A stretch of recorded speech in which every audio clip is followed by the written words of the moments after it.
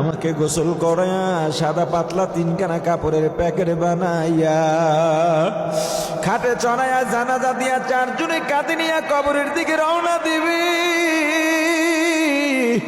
আমার সন্তানগুলো পেছনে পেছনে আব্বু আব্বু বলে ডাকবে আর কাঁদবে।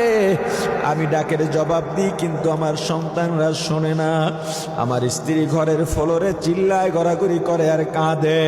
আমার মা বাড়ির দরজায় নেমে গাছের আড়ালে দাঁড়াই আমার দিকে তাকাইয়া তাকাইয়া কাঁদে। আহারে আমার মা বাবা, আমার ভাই বোন, আমার যত আত্মীয় স্বজন সবাই কাঁদে। আমাকে কবরে রাখার পর বাঁশের চালে দিয়া কলা পাতা বিছাইয়া সবাই মাটি দিয়া নিষ্ঠুরের মতো চলে যায়।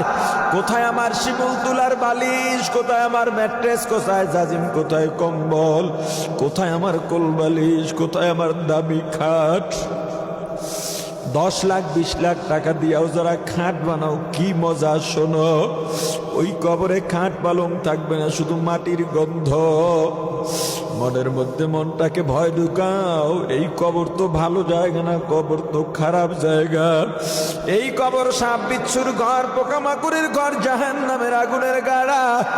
আমার এখন আর কেউ নাই, কেউ নাই।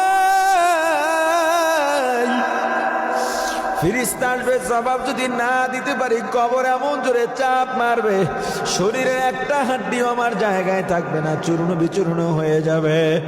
এতটুকু চিন্তা করার পর যদি দেখো অন্তরে একটু ভয় আসছে, ভয় আসছে, হে আল্লাহর গোলাম, হাতে পায়ে ধরে বলি, ওই সময়টায় আর ঘুমাইও না, একটু জেগে যাও, সুন্দরভাবে ওযু বানাও, যাই নামাজটা